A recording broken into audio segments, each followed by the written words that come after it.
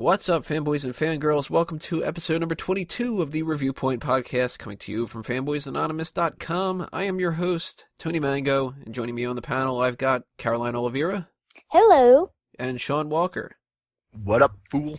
So if you're unfamiliar with how the Reviewpoint podcast works, it's pretty simple. We just break down whatever it is in our sights for the episode, and we review whether or not we think something was a hit or a miss, positive or negative, and we kind of stick to that rule and sort of let it go by the wayside sometimes or whatever like that, so don't hold us to it.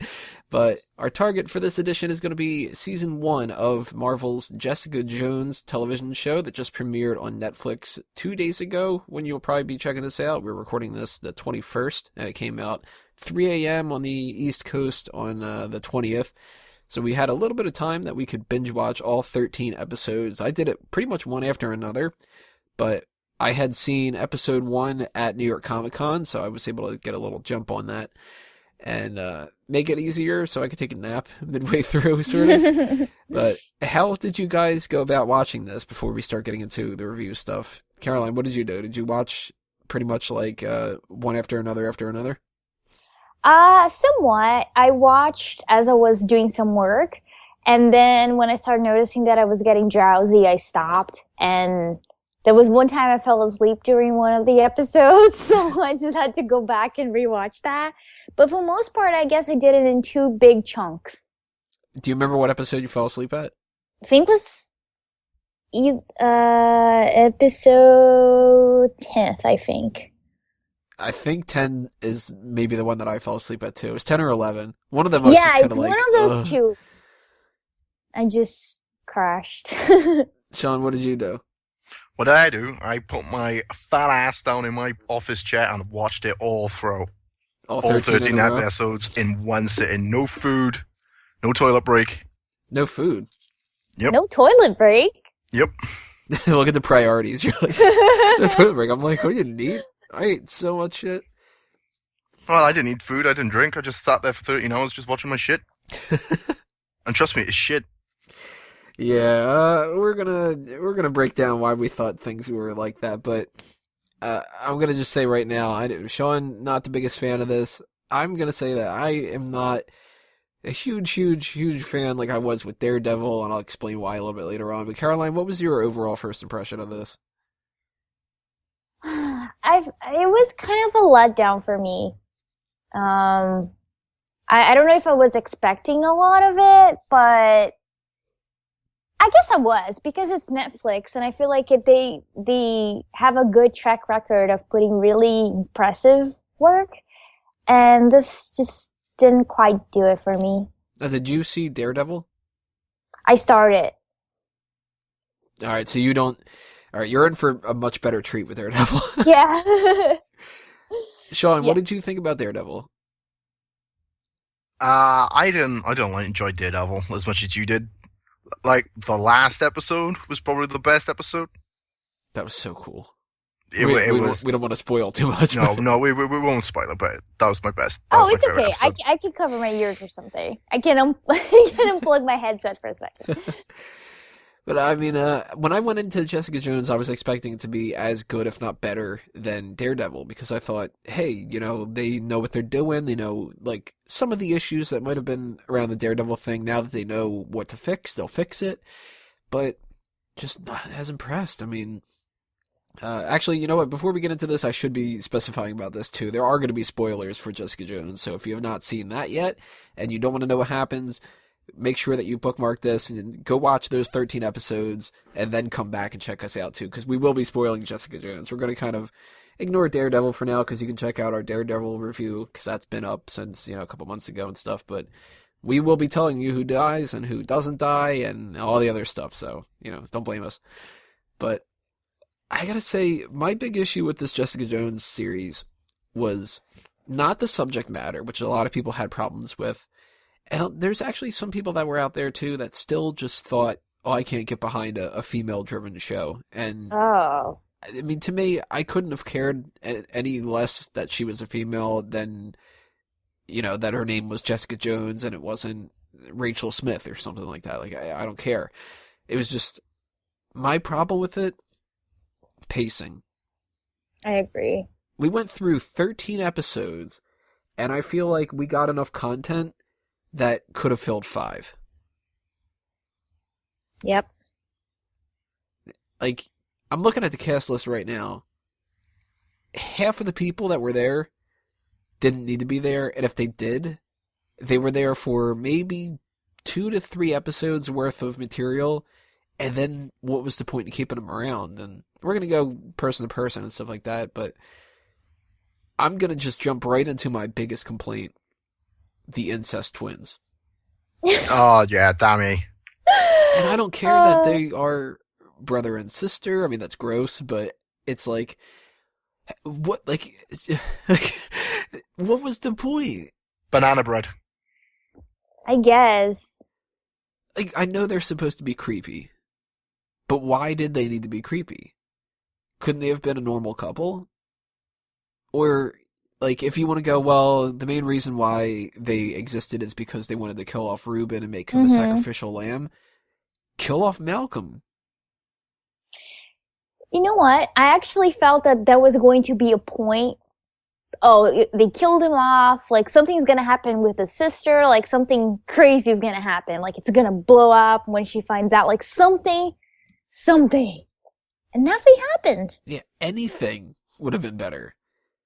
They've got Reuben goes up to Jessica and he's just like, "You're hot. You want some banana bread?" And she's like, "Fuck off." And he's like, "Okay." And then he dies, and they hide the body. But when they hide the body, nothing comes about from it. Like, Right. You know, Jessica tries to take the body and get arrested. She doesn't. Then you've got Malcolm. He hides the body, and he's like, "Oh, I hid a body. Isn't that kind of cool?" He doesn't really have any kind of like. He doesn't have a big issue about it. And then you got her, the sister, Robin. Trish. No, the twin. The twin, yeah. Robin is looking for Reuben's body. And I'm sitting there going, well, they're just really following this thread for way too long. She's got to find out, and she's got to do something. And I thought maybe it would be like she would find out, and they would get Jessica arrested. But no, she doesn't. Like, nothing happens. Yeah. By the end of this whole thing, Robin is still alive, Reuben's dead, and nobody could care less. So it's like they introduced these two characters to kill one of them off to amount to nothing because Reuben isn't built up enough that you care that he dies, or at least I didn't. Right. Nope, I didn't care. And then I just wanted Robin to die too. And if she would have died, then I would have been happy about it, and that would have been it. Like, so it was like you spent all this time dealing with those characters, and if you would have eliminated them from the show, I don't think you would have missed out on a single story beat. Yeah, I agree. And then I look at somebody like Malcolm, the drug addict. First off, he got over his drug addiction pretty damn quick, didn't he? He did! For somebody who wasn't, like, he was into the drug addiction, and let's just make sure that we point out that he wasn't, like, his drug addiction was just his addiction. It wasn't, Kilgrave making him constantly use the drugs. Like, he was just an addict. Like, how did that happen? Yeah, like, he gets him addicted, and then he specifies, like, you know, well, there were times where I did it just to get the drugs and not under his influence and stuff like that. Yeah. And that's a cool little, like I appreciated that they introduced that kind of an element. But then it's like, well, you've got to take your drug addiction and get over it. And he goes like, well, fuck you. I'm not going to get over it. Okay, I guess I'll get over it. And by the next episode, he is like perfectly fine and a fully functioning member of society. And it never Helping comes back people. up again. Like, were you guys thinking the same thing I was, where it was like, all right, well, if Malcolm's trying to get over this drug, maybe somebody's going to tempt him with drugs and that he's going to give up their position or something? Anything? I didn't even think about it because at that point I was just so annoyed at character development in the show that I was just kind of like, oh, okay, I guess the way things are going, I guess I can just buy that he's just going to be super sober and he's going to be like a Jesus character helping people. And things are gonna be great. Yeah, it was so upsetting. The newest superhero in the Marvel Pantheon, Malcolm, otherwise known as Jesus. He has the power of super soberness. Yes. The only thing I didn't like about it was I preferred drug-addicted Malcolm to clean Malcolm. Yeah. Yeah. Drug-addicted Malcolm was more interesting. Yeah, because clean Malcolm was just kind of judgmental. Yeah. It was just so basic. It was just that annoyed me so much. Like it was like shallow water. Like there was nothing under there. It was just, oh, we just need to fill up the space with this one character who just got clean. Okay, let's just make him so monotone and just alright. And that was it. The only thing I liked about him afterward was his interactions with Luke Cage, where he's just kind of like, "Oh shit." But because it was something. Awesome. Like it was a little bit of conflict that we weren't getting. Yeah. Anywhere else when it came to his character. What did you guys think of the cop? Oscar Clemens was his name. I had to look him up because we had two different cops. One of them was really like, he was a cop and he wasn't, and then there was black cop. Yeah, the older black cop. Which, first off, what's up with them? I can't say this. All right, let's just put it this way. What's up with that? He had to be one of the characters that had died. They don't really like older black people on these shows. Right? Yeah. All right, I'll spoil it just in case. But an older black person dies on Daredevil, and an older black person dies here, and it's like both of them were kind of unnecessary deaths. So it's like when Luke Cage comes around, he's going to have a lot of supporting characters who are going to be older black people or younger black people or something like that, because that's actually part of his story, is that he grew up like in the projects and he's trying to save his neighborhood and stuff. So guaranteed there's going to be at least one older black person that dies in Luke Cage. Then I'm thinking, when Iron Fist comes around, or like Daredevil Season 2, like, is Punisher just going to like single out an older black person and shoot him just because these Netflix people don't like him? Like, the hell, man? Like, Oscar didn't need to die. I agree. Black Cop didn't deserve to die. No, not at all, man. Like, and so many other characters should have. Like, oh yeah.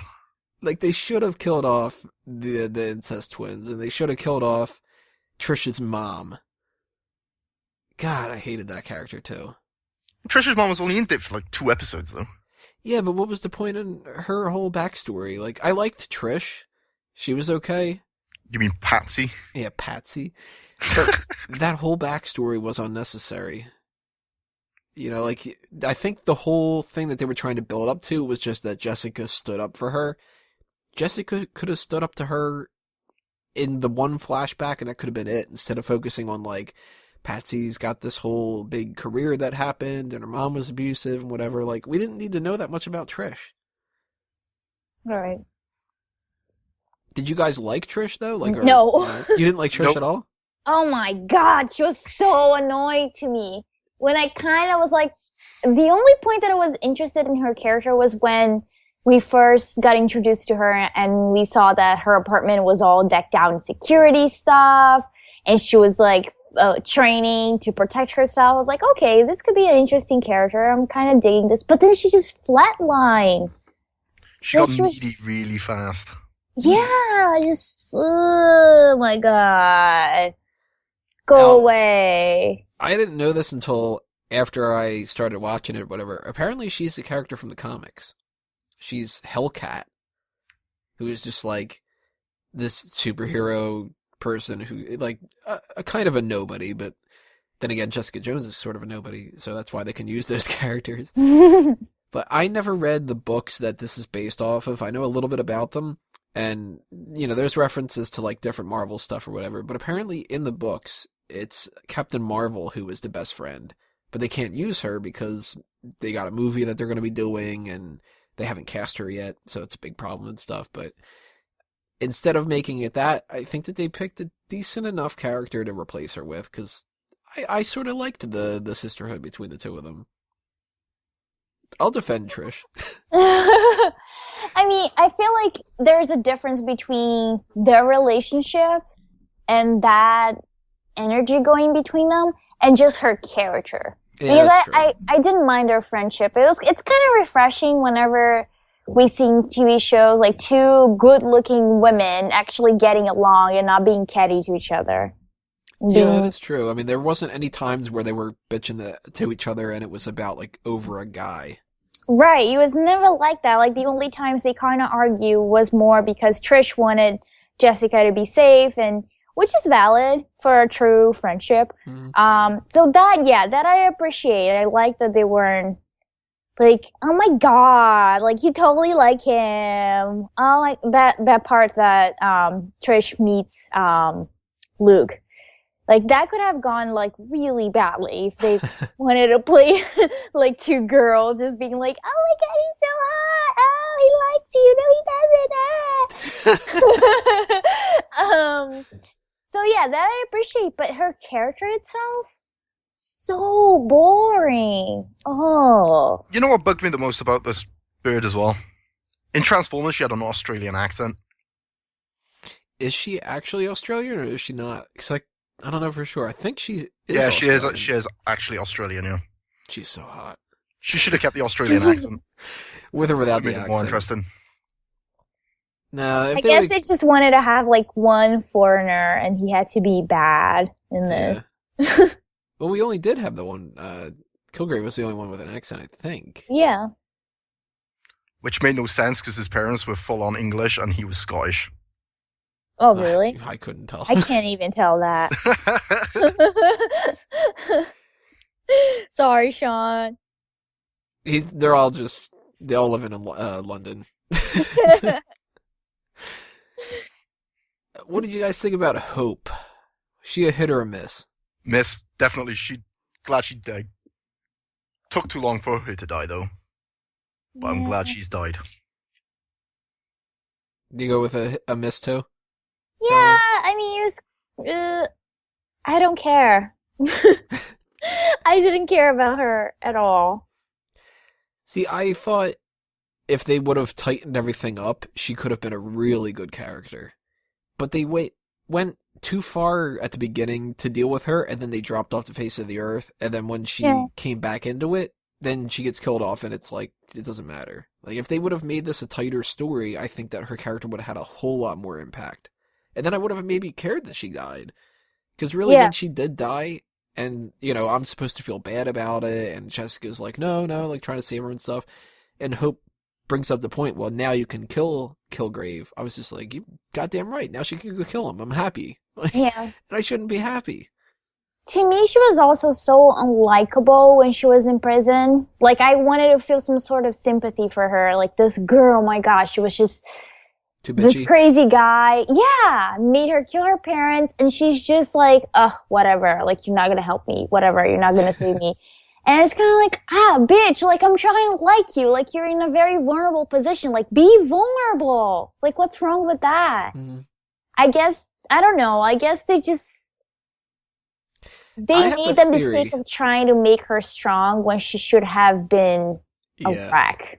I have a theory about why that happened, and maybe it's a wrong theory for me to have because I'm a guy, but I think that, obviously, I mean, this isn't even a theory for this one. Obviously, one of the driving forces of this show was a form of women empowerment, and I'm totally fine with that.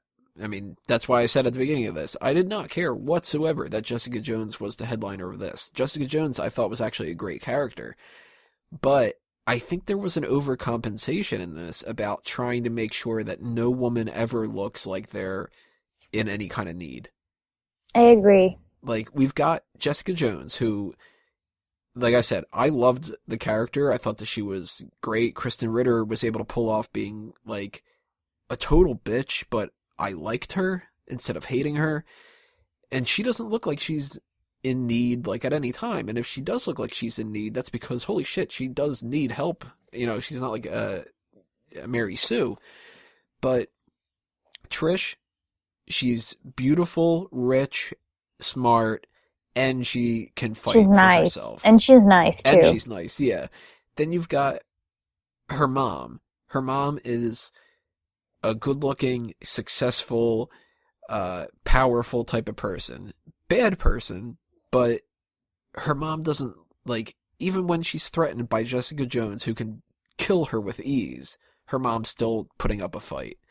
You've got Hope, who kills her parents and acts like a bitch in jail, instead of being upset about it. You've got Jerry Hogarth, who is just like, I mean, Jerry's got the whole I'm the bitchy person in charge kind of a thing. Pam, her lover and future wife who gets arrested or whatever like that, Pam is the one putting Jerry in her place. Wendy, the ex-wife, is constantly like, well, I'm going to stand up for myself and whatever. Robin is the twin that doesn't get killed, and she's looking into stuff like that. And she's the one that takes care of Ruben, too. So she's powerful in that way. Yeah. And then, like, the only person who looks weak really at, like, any point in time in the entire thing is Kilgrave's mom. Yep. I agree 100%. Maybe that's like one of the problems that I had with the show overall, is that I have a hard time buying any show with characters that don't want to show like they're demons and their scars and break down every now and then. Like, I want to see people that are vulnerable. Like, yeah, like girl power, woo, all for that. Yay, I love it. But even the most powerful people in the world break down every now and then. So I agree 100% with that theory. I think that you're right on the money with that. What did you think about that, Sean? Did you get a little bit of an overwhelming sense of that kind of stuff? Not really. You tend to overthink things. I mean, No, maybe I but am. really, you felt like the female characters were. Did you ever feel like they were? I don't want to say helpless in any way, because that's not the right word, but don't you think they were not, like, vulnerable enough? Like, they were too on top of shit all the time? They were very unlikable, if that's what you're going to cross. Okay, close enough. Christ, there was only one bit in this entire thing that I actually liked. Who was that? That was JJ. All right, now, yeah, let's get into Jessica, because I liked her in this. I didn't like the idea of Kristen Ritter as her character originally, because I thought that there were some other people that could have done a better job, but I think that she did a fantastic job. I mean, I bought that she was somebody who was damaged, and there was a great scene I really liked when she was on the phone and she was acting like they were going to give away that Xbox or something. Oh, yeah. And, you know, that was like a switch where she was a completely different character. I'm like, all right, that shows her acting range. So she's not hopefully going to get stuck with only being this type of character from now on with her career. But I really liked how she was tough, but she was also not, like, the toughest on the show. Like, Luke Cage is stronger than her. In the comics, he always has been. As far as I know, he always will be. So it was cool to see her reactions to him. Like, I think Luke brought out the best in Jessica Jones. Yeah. And that's not to say that, like, you know, well, they needed Luke Cage or whatever like that. But, like, I really like Jessica Jones in this. And I think that my biggest strong point is Jessica plus Luke or Jessica plus Kilgrave brings out the best stuff in Jessica. Mm. What do you think about that, Caroline? Well, I feel like, yeah, she did it. Well, first, she did a good job. But I want to point out that I feel like before this, she was doing this show. It's like a comedy on TV, The Bitch from Apartment something something. And I feel like she played a very similar character, a very like strong, like bitchy woman that you kind of liked and just didn't hold back. So I kind of felt like she was almost playing the same character, but in a different setting, if that makes sense. Never seen the show. I've seen like half of an episode on an airplane, and I think it was on for maybe like one season or even less. But like she was like a bitch. Like the whole thing of the show was that she was a bitch that lived next to this like blonde, like kind of ditzy girl, and somehow they were friends or they were roommates or something like that. I don't know. But so yeah, I mean, she did a good job. I don't really like her, Kristen Ritter in general. I just don't really. I don't know. There's something about her that bothers me. I don't know, but I like the her. nostrils. But probably, yes, it could be the nose. It could be the nose. I'm very superficial like that. It could Is be it the overbearing amount of tank tops? No, because I have a really good friend on Facebook who has a collection. I'm not even going to name him. He has a collection of tank tops, and I appreciate all of them. I think that was episode 7 or so. I just wrote that note down, and I was just like, how many fucking tank tops is that woman going to wear? Jesus because, Christ. like, you know, like tough girls, they wear tank tops or something. I don't know. That's probably a note that they had in there. Yes. Don't make her wear any dress in the entire thing. Just put her in a tank top. No skirt, no nothing. That's another problem that I have with this, but I'll get to it later. I agree with the point that Luke and Kilgrave do bring the best in her. Again, I kind of wish... Oh, what? Oh, Better no. than with Trish. Oh, Trish, golly. No, I do like their friendship though. I'm not gonna shit on it, but I do feel like I kind of want to. The only thing that I got from her was that, oh, you know, she has demons. That's why she drinks a lot, and then she gets drunk. I feel like that's like such a cop out for TV shows nowadays. Like, oh, you want to show a character who's damaged? Make them an alcoholic. Make them like have some sort of drug problem. It's easy. Like, you don't have to get deeper than that. So I hope that if they do continue with this, they show a little bit of more of her vulnerable side overall, because I want to like her more. I liked her, but I didn't love her. See, I don't think Jessica Jones is getting a second series. Okay. No, I can see them incorporating it into Luke Cage's story. Yeah, they have to. I mean, they're a married couple in the comics. They have a kid in the comics, that kind of a thing, and they couldn't get away from using Luke Cage in this one. And I don't think that they can get away with using Jessica in Luke Cage's. I think they need to start teaming them up. It just needs to be Luke Cage and Jessica Jones. Because, damn, like, that was the best part about that. Like, Luke was awesome. And I don't really think that Mike Coulter himself is, like, so special that, like... He's good looking, that's good. Well, like, he does embody the character well. I think other people could have as well. Like, the character's not that complex or anything. Right.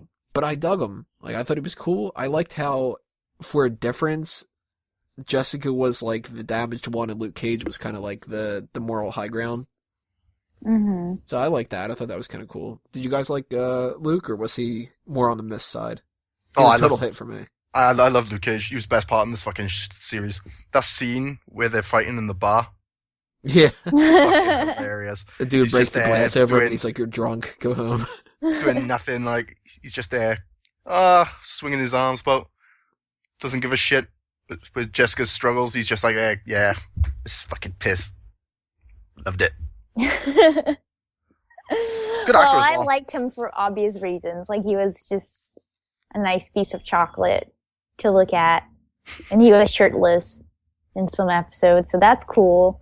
No, I'm joking. No, he was a good character. Like, I liked him. I felt like I connected with him super easily, while some other characters I didn't at all. I'm not even going to say I had a hard time with. No, I just didn't. The only problem with Luke Cage, though, he didn't wear a yellow t-shirt once. Not a single time? Not a single time. I thought he wore it in the first episode. No. It was black, I think. Huh. I could be wrong. I mean, he should have worn at least one of those things, because that's his iconic look, and they're, for absolutely no way whatsoever are they going to end up having him wear his normal fucking outfit. I mean, he's not wearing that headband and the chains and the opened up shirt and go by Power Man. That ain't fucking happening. Trying to look it up right now. I don't see any pictures of him wearing a yellow t-shirt. So yeah, I mean, I see him in a bluish shirt. I see him in a black jacket, a black shirt. But I'm not seeing any in a yellow shirt. Maybe they're keeping that for his own show. Like, maybe he'll, I don't know, that you know how, like, at the end of Daredevil you finally have the costume, like, it'll be like, you finally found a yellow shirt. Yeah, his shirt gets all messed up, and somebody's like, "Here you go," and he goes, "Yellow, huh? I like it. I think I'm gonna fight crime." But if we're talking about who we identify the most with, I hate to say it, Kilgrave. Yeah. That does. I don't know what that says about me, but I liked his character the best out of everybody's, and Because it was so complex. yeah, and like I rooted for him to an extent. And I totally shouldn't, because this guy's a horrible rapist. And obviously I don't condone that whatsoever, but when he was talking about, like, well, you know, I had a terrible childhood, and of course I fucking turned out like this. I don't know what's any better. It was just like, you know, you're right. Like, Yeah. I expect anything else from him. I don't like how they changed some parts of his character, though. Like, in the comics, his name's Zebekiah or Zebediah. I think it's Zebediah. Zebediah Kilgrave. This one, he was Kevin Thompson? Like, Kevin? Just... It's kind of like what happens to the kid after Home Alone. Aww. Kevin. Would explain a lot. Yeah. He's already dastardly enough, right? Mm-hmm. But I loved David Tennant in this, and I don't like Doctor Who, so I didn't have that kind of a thing going into this. You know, I couldn't care less that he was in Doctor Who. But he was awesome. It was amazing. David Tennant's the man, though. When he plays an evil guy, it's really on point. Because he's played a rapist on TV before. Oh, really? Mm-hmm. I'm trying to think what it's It's called. a rapey vibe. See, I wouldn't have thought when they were first casting him that he would have been a good choice. I was actually really rooting, and I don't know how far along he got with the casting process, but do either of you watch It's Always Sunny in Philadelphia? I've seen a few episodes. Do you know Dennis from the show? Yep. He Oh. originally was trying to get the Star-Lord role for Guardians of the Galaxy. And there were reports that he was kind of like in the running for Purple Man. So I was just like, oh man, he would be great. Because he's like manipulative on that show. Good looking, but not like overbearingly good looking. And I don't know, I think that he could have been a great choice for this too. And when David Tennant was cast, it was just like, well, I like David Tennant, but man, they should have gotten Glenn Howard in to do this and whatever. Now, I don't care, because he was fucking awesome. I'd have to say Kilgrave's probably one of my favorite villains that they've had in the MCU for a long time. Yeah, he was really good. I mean, I don't have a lot of complaints about. I don't think I have complaints about him. I guess my only complaint was that I kind of wanted to see his character sooner in the series, just because I liked him so much. But he was awesome. He was really good. And the TV show / film was called Secret Smile. If you want to watch that later, it's fucking great. And then the last words that we have from him is smile. Mm. Huh. And Jessica Jones has got a good smile. Oh, yeah. Although She should smile more. I wouldn't rank her at the top.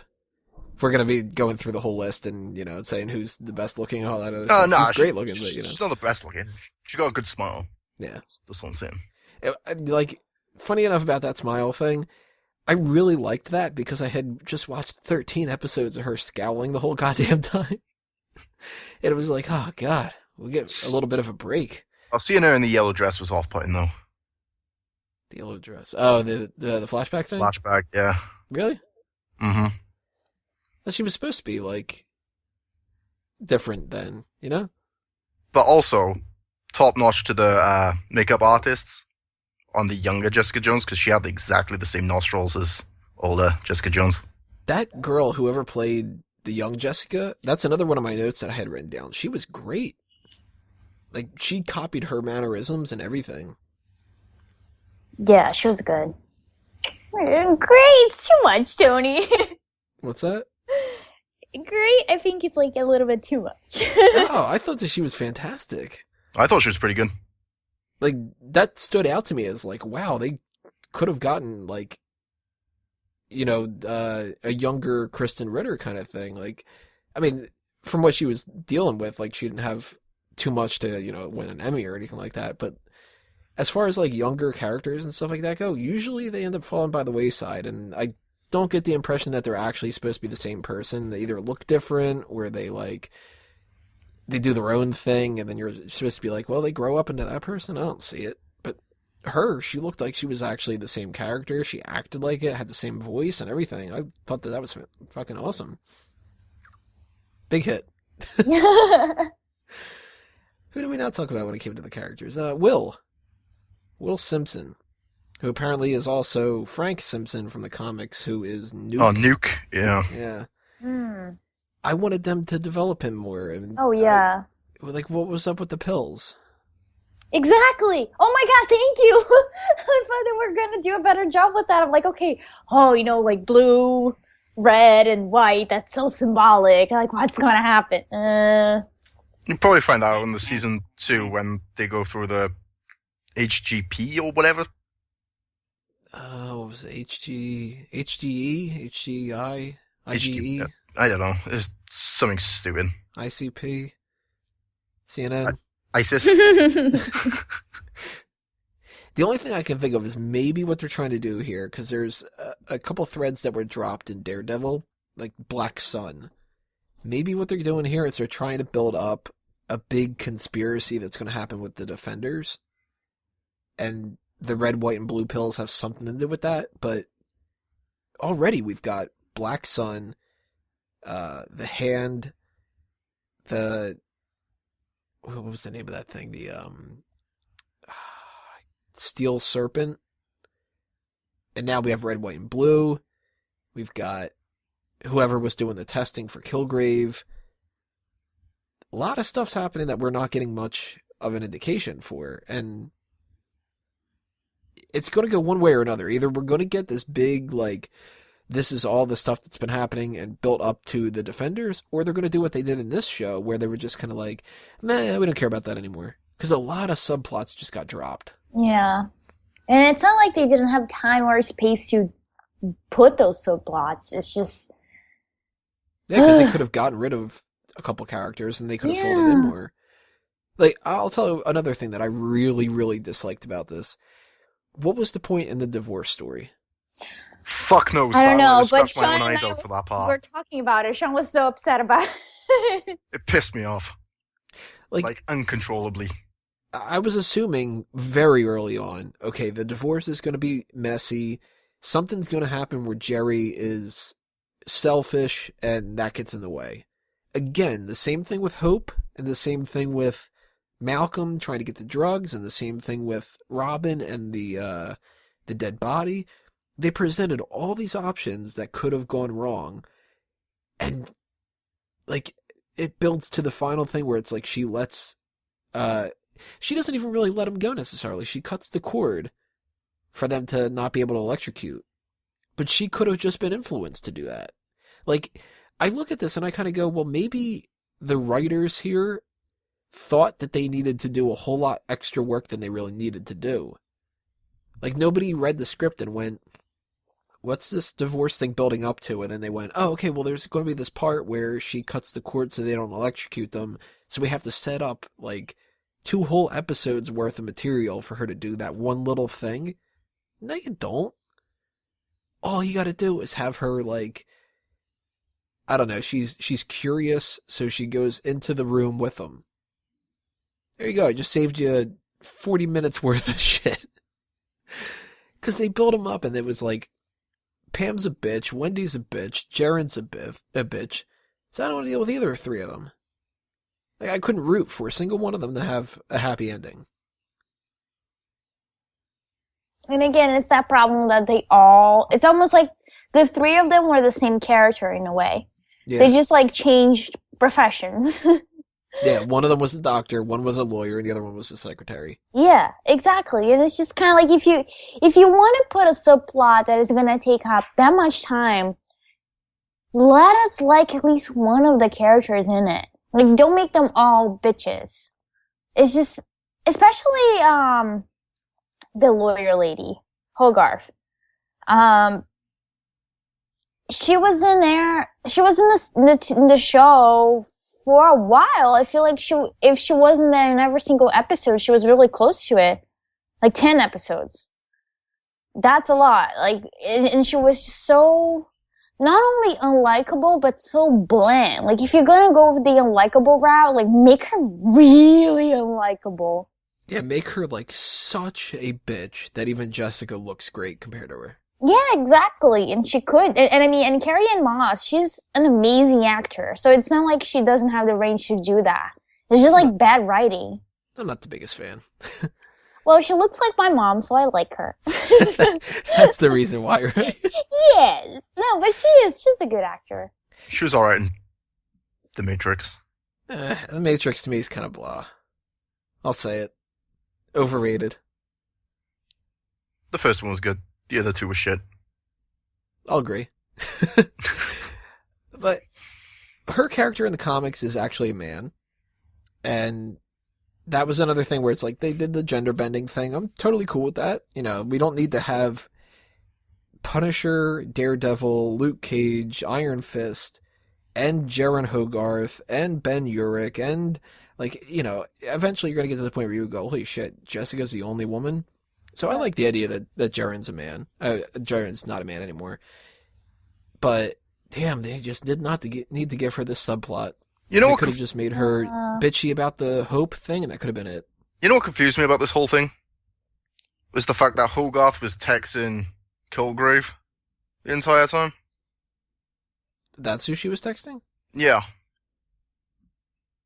I Which didn't even catch confused the that. living shit out of me. I didn't catch that at all. Huh.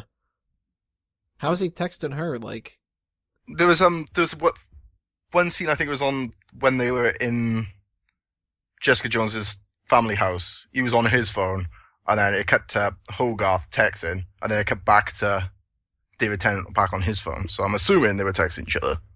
huh. Oh, I didn't catch that. Good eye, Sean. Yeah, that went right over my head. So for the longest time, I was like, what the fuck is this building to? I'm going to bring up another thing that this could be controversial, but let's see what happens here. The fact that they did change Jaren to a woman, then they made her a lesbian, which, again, don't care. And that's both a positive and a negative. I don't care, but I shouldn't have to care, you know? Right. Yeah. Like, okay, she's a lesbian. Fine, they changed the character. It's Jerry Hogarth. I don't give a shit. Like, you know? Yeah. And I'm not going to be like, what? Why is she a lesbian? Whatever. All right, she's a lesbian. Fine, move on. But what did you guys think about the sexual content in this? Because under no other Marvel films, and really no other superhero films for that matter, have we ever had something that was so into, like, sexual content. Yeah. And I can see both sides of the argument from people who have, but I'm curious, like, what did you think, Caroline? Is this overboard, or did you like how this was different? To me personally, it wasn't that it was overboard. I just felt at the time that they were using to show them screw each other, they could have used for something a little more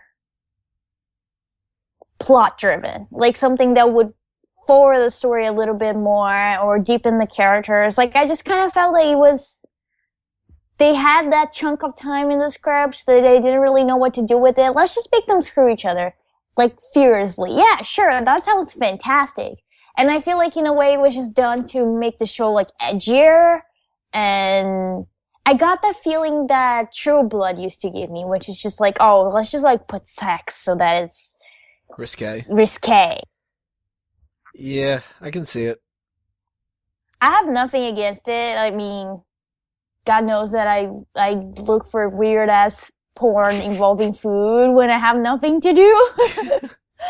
But I just felt like for this show, it's kind of like, we didn't really need it all that, but, you know, if that's what you guys were going for, yeah, I got it. Yeah, they have sex. Okay. What do you think, Sean? I was disappointed that I didn't see a boob. And the entire thing is just all back shot. Like, show me a boob. Boob. Just one. Just one. Just lefty. I don't care if it's a side boob or full boob. Just give me a boob. Otherwise, what's the point in putting it there? See, I liked half of this, and I didn't like another half. Like, Jessica and Luke, I thought that was great. The fact that they were just kind of like, yeah, I want to fuck.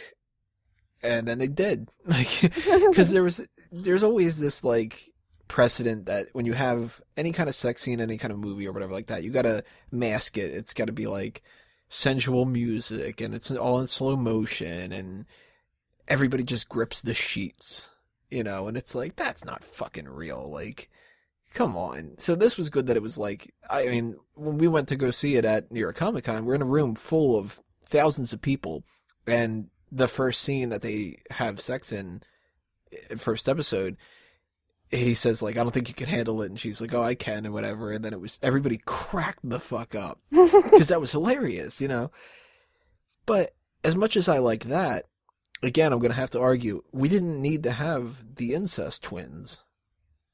Period. Like, they could have been brother and sister and not been a creepy incest couple. Or, like, if you just absolutely needed them to have some kind of an incest relationship, it should have come up. Like, it should have been like, the reason why they were so damaged is because of the way that their parents affected them, so that screwed them up, and then let's work that into Kilgrave's character. Like, maybe Kilgrave would have come across them, and he would have felt sorry for them and not killed them. Like, it's just like, you could have had a brother and sister that weren't having sex together. Or, again, I'm going to go back to the idea that, like, the woman empowerment thing, they show one scene of oral sex, and it's the cop giving it to Trish. She's the woman in power, kind of a thing. The one guy goes up to Trish and starts flirting with her, and he's implying that he's jerking off to a little kid. That's creepy. Yeah. To make the guy look bad, again. And then, with the lesbian couple stuff, I mean, that's obviously, they're all equal ground kind of a thing like that, but I didn't see the need to have a scene where you've got Pam on the desk with Jaren, and they start just, like, filling each other up and whatever, and she uses that as, like, well, now that we're, getting hot and heavy or whatever, do what I said, and I'm gonna fucking leave, kind of a thing. It was just like, what's the point of the tease? Like, motivation, dude. It's all about motivation. Oh, I just, like, I think that this was, like, some mandatory note that they passed down or something, and I'm like, what was wrong with, Jessica wanted to bang Luke wanted to bang Jessica, and then they did. There was no issue with that whatsoever, and Trish being with the cop, she was just kind of like, yeah, he's kind of hot, I want to have sex with him, and he's like, oh, she's kind of hot, I want to have sex with him, fine. The lesbian couple, fine that they were having sex and stuff like that, but there was, like, they tried to use it as power stuff, and again, with the incest couple, I mean, just fucking I hated that so much. It's your favorite part. God, I hated that. I'm going to spoil it. That's my biggest miss of the whole damn show, was that incest couple. Oh, really? Mine's the 3 lesbians. In general, or just... In general.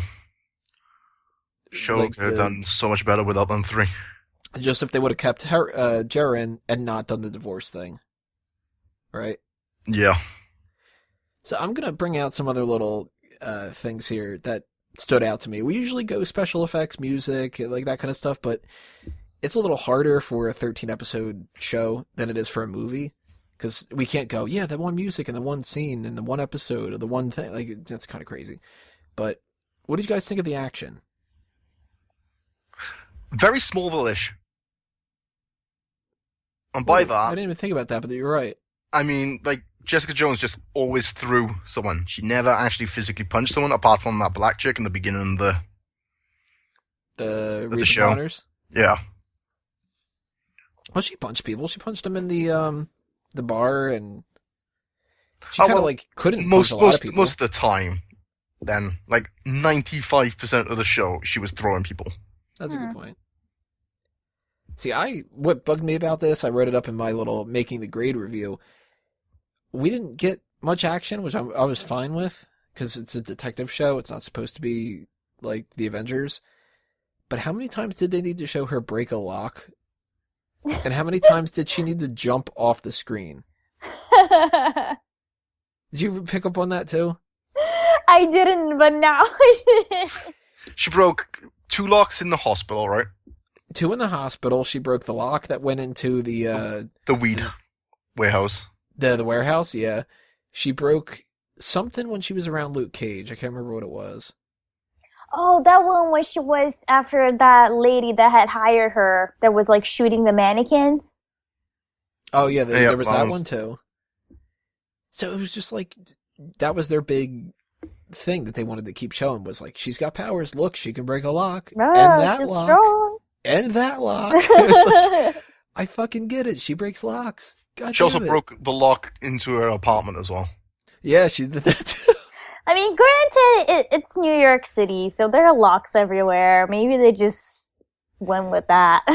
That was just piss poor writing. That was them thinking that was such a good idea that they're like, we can have her break a lock again. Like, and she said that she doesn't know how to fly. All right, cool. But they could have shown her actually jump. I think she might have jumped once. Yeah, Is she it? did once, yeah. Every other time she was either jumping from off screen onto the screen or from screen off screen. And you really only show like her legs. And It's I all know about budget. yeah, it's a cheap way to do it, but shit, we saw Daredevil do crazier stuff. That's my big gripe when it comes to the action. Hmm. Yeah, I mean, I felt it was, I mean, like you said, the pacing of this just felt slow. Most of the time, I got that they were going for more like a noir, detective noir kind of look and feel to it. But yeah, I mean, the action wasn't a big point for me. It was just kind of like, oh, it's there because it needs to be there. Almost like punctuation. They have to do it like every now and then correctly so that we know we're still seeing a superhero show. But yeah, you're right, and Sean's completely right. She was always like throwing people. That was so annoying. And they showed the Jewel costume, which I kind of liked. And I was expecting her to put it on or something. I don't know, but I don't know. I had a thing for the hoagie. the sandwich saved me. When I saw the episode title, I was just like, what the fuck is this going to be about? The sandwich saved me? I like that. I thought that was kind of funny. Speaking of the Jewel costume, references to other stuff that they had out here, I wrote down a couple things. Some of them, I mean, were more obvious than some other ones, like Luke Cage is Luke Cage. Hey, like that kind of thing. But the Jewel costume, that was one, that is the costume that she wore in the comics, and she was going by the name Jewel. She went by like 3 other ones too. I can't remember what other ones she had. I think Power Girl was one of them, or Power Woman, or whatever, because Luke Cage is Power Man. I like how they referred to the big green guy. Yeah. And the flag waver. Quick reference that they threw out there was she suggested to Luke Cage when he's looking to hire her, she says, I'm going to suggest somebody else for you that you can hire, whatever, Angela Del Toro. And I was just like, I know that name from somewhere. So I looked it up. That's White Tiger from the comics, who, not the biggest character and stuff like that, but that's a character that they do have the rights to. And she does work with, like, Daredevil and this kind of group of people, so we might see White Tiger in the future. You never know. That's cool. The nuke stuff is something that's gonna be leading somewhere. I don't know where, or whatever. And Trish, I mentioned she's Hellcat, so they had some references to that when they had the red hair. Hellcat's got the red hair. Apparently, Stan Lee had that cameo again where they had the picture in the back. No, didn't see that. Oh. Yeah, I've been looking out for it, but I didn't see it. I'm disappointed we didn't get Daredevil. No, well, you got the nurse from Daredevil. Yeah, we got Claire. Which is, and she did mention Daredevil. She didn't mention his name per se. She was like, I know a guy. A friend, yeah. I was really disappointed, though, because when she was dealing with Jerry and she said she's not going to represent me, and they said, well, we can give you, like, a public defender. I'm like, that's going to be Daredevil. And then they were like, nah, let's just, like, start talking about Malcolm again or something. I was like, son of a bitch. Yeah. They could have at least thrown his name out, right? Yeah, it could have been like, I'm going to give you the name of a public defender. His name's Matt Murdock or something like that. That would have been kind of cool. Or maybe she got Foggy Nelson. You know. Fucking Foggy. Fucking Foggy, man. I like Foggy. I fucking hate Foggy. Well, who do you like better, Foggy or Trish? Who's the better best friend? Oh, Foggy. There you go. Foggy looks a lot better now, huh? Yeah. I was very curious as she said that there's 99 other gifted people. Because that was another plot thread that they just sort of dropped. I mean, she was dealing with the Eastman, if I remember correctly, or Eastwood? East something. The woman that hires her, and she's just trying to kill her because she's one of the enhanced people. Oh, yeah. They just dropped that, you know. But she's like, oh, there's 99 of me or whatever. I'm like, all right, I don't expect there to be an actual 99 type of thing, but Right. they could have done more for that, too. Like, why was she going after Jessica? How did she know she got the powers? And who's she working with? And again, just drop the plot point. That frustrated me to no end. What are some different things, though, that you guys picked up on that either you really liked, you disliked? Some stuff we haven't touched on yet. This is so stupid, but I like the cinematography of the show. It was kind of like bluish and dark. Like I like that kind of look. I thought it was really nice. That's not stupid. I mean, they like to have a different flair for different stuff, and this was kind of cool. Like the opening credits. Yeah, exactly. That was cool too. There was opening credits. Yeah, see if you It's if you because did you what, watched everything you want to. yeah. Oh, I was so happy that it skipped it because I got so sick and tired of watching the Daredevil credits. That was the best thing about Daredevil, though. Oh, that theme got so annoying after a while. Oh, At least with this one, it was just kind of like, in this. Might have to rewatch Daredevil again. yeah, watch them one after another and see if you can get through that damn theme song. Any other stuff that you picked up on, Sean? Particular scene that stood out or anything? There was one scene that made me laugh. Was when the druggie was meeting David, and the kids were playing, and they were all dressed up as superheroes. That was pretty cool. That one kid was dressed up as Captain America. The other one was dressed up as Iron Man. I didn't even notice that. Oh my god, Sean.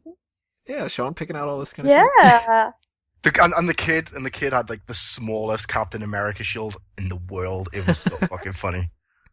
Wait, so Sean, are you going to tell me that, like, maybe you found out all these plot points that I thought were dropped, I wasn't paying attention to? Tell me, what was the purpose of this one and that one and that one? And I liked the subway scene as well. It was pretty cool. When Jessica was threatening the doctor lady. Oh, I'm thinking of Subway like she should have threatened Jared. Aww.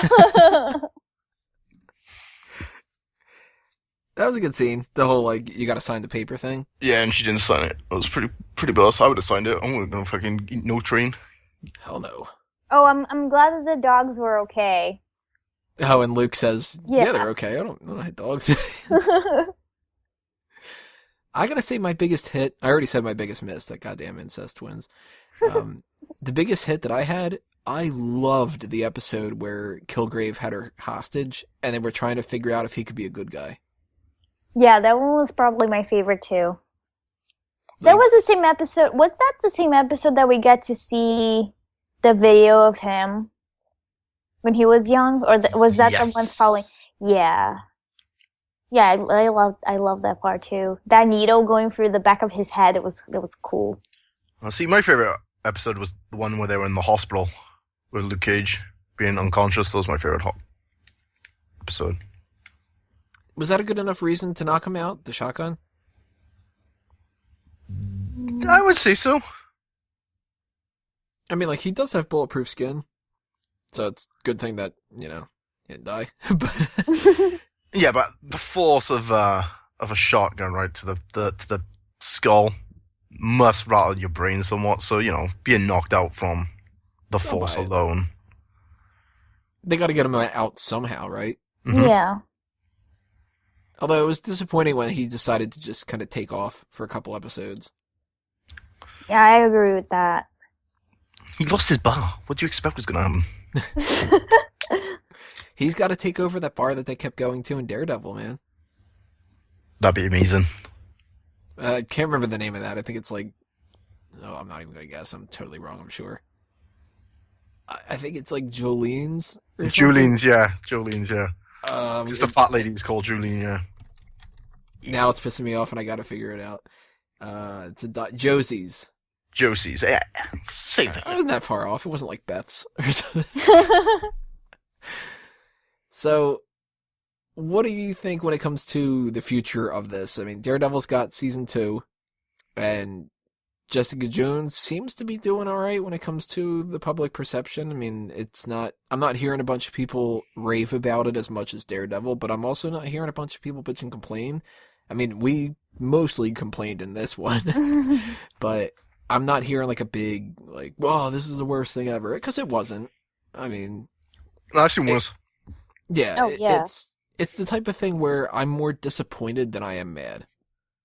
Like, I just think that one more writer in the mix, maybe another rewrite, somebody like, maybe it's just the showrunner. Actually, I don't know, because I don't know who did this one, but Stephen DeKnight and Drew Goddard were working like really hard on Daredevil. Maybe this person's just not as talented. I don't know, but my big complaint's got to be just too many characters and too much filler. I If you're agree. if you're gonna do another season of this, you can't have it.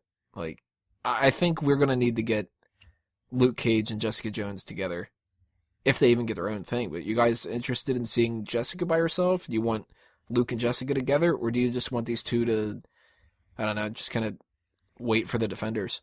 I shall wait and see how Luke Cage pans out in 2016. Fair enough. As do you think, of right Caroline? now, I don't want to see just Jessica. I know that for sure. If it's gonna stay like this, the show, no, thank you. So maybe it'll be more interesting with them together, or just wait it out. But the way it is, I know for a fact that I'm probably not gonna be watching season 2 if there is one. My suggestion here is something that they didn't do for the Defenders itself. The Defenders were never the name that they gave to these people, and I don't know why they went with that. I think they should have gone with Heroes for Hire, and I think next time around, like, Daredevil can have his own show. I mean, we got the one coming up now. We're gonna get Elektra, we're gonna get Punisher. Punisher can get his own show, that kind of thing. I think we need Heroes for Hire. I think we got to get Jessica working with Luke Cage and Darren Hogarth, and the three of them, and maybe even Trish. They could use Hellcat. Like, the four of them all run a business. They all have it to where you can hire them to fix your problems, and I think that's where we need to go. But we're gonna wrap up here. Final thoughts. Jessica Jones season 1. Is it a hit or is it a miss? What do you think, Caroline? For me, it was a miss. Like, again, I didn't really connect to most of the characters. Yes, they're strong women. There's no reason for them not to show their weaker sides every now and then. Nothing wrong with that at all. Like, that would just make them stronger and more interesting. Just like Tony said, too many characters, not a lot of focus in the plots and subplots. So yeah, to me, it was a miss. John, what do you think? Hit or miss? I'm going to say a miss as well. And it's all because of the subplot. Fuck Which me. one? Oh, of the lawyer.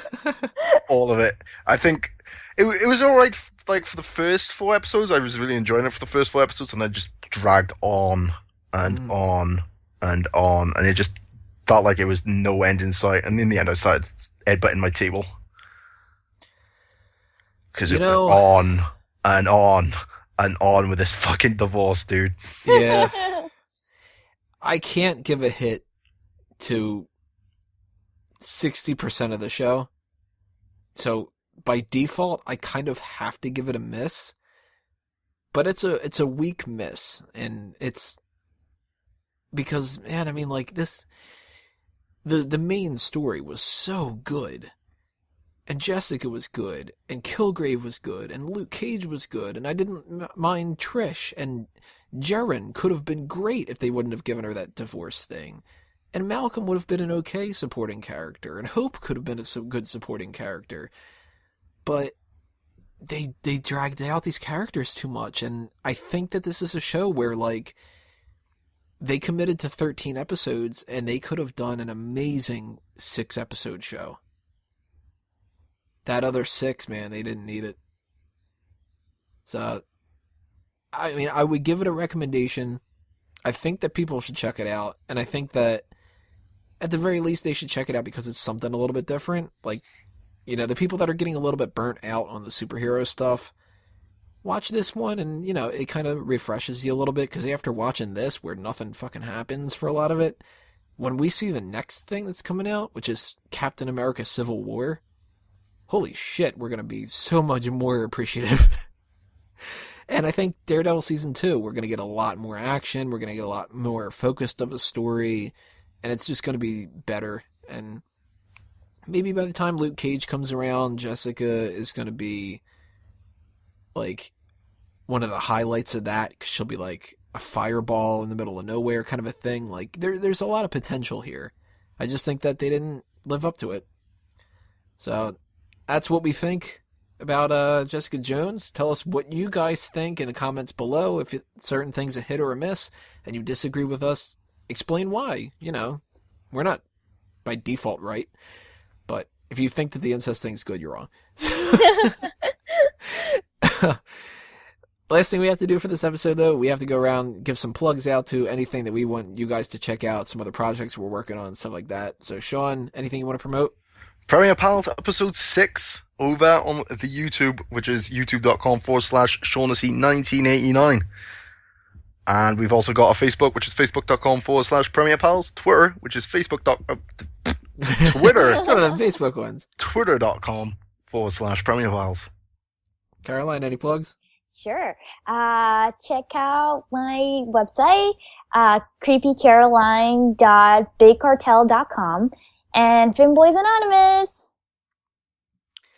Definitely go check out Fanboys Anonymous. If you want a more short version of this, then, well, sorry, you already listened to the whole thing, but check out the Minuteman review that I had posted up immediately after I had gotten done watching it. And if you want to read more of my other stuff with the Making the Grade one, go check out that article. It's on fanboysanonymous.com as well. We are done when it comes to Jessica Jones. As far as I'm concerned, maybe we'll have an article here and there or something like that if people really request some, you know, breakdown of some Easter eggs or something. I don't know. But of course, we're going to bring you any Marvel information that comes out anytime soon. And we've got a whole bunch of other stuff coming from Fanboys. We got a movie club that's going to be popping up soon to wrap up James Bond month. Then we're going to start getting into Star Wars month. So if you want to follow more of the Disney kind of stuff, and it's not on the Marvel side, you want to get into the Star Wars side, tons of content coming up over the next couple of weeks for you guys. So make sure you follow us on Facebook, follow us on Twitter, share this video, subscribe, pass it along to your friends and family on social media, leave those comments as I said below, and stay tuned for all the other things that are coming our way. That does us in for episode 22 of the Reviewpoint podcast. I'm Tony Mango. See you next time, everybody. Geeks out.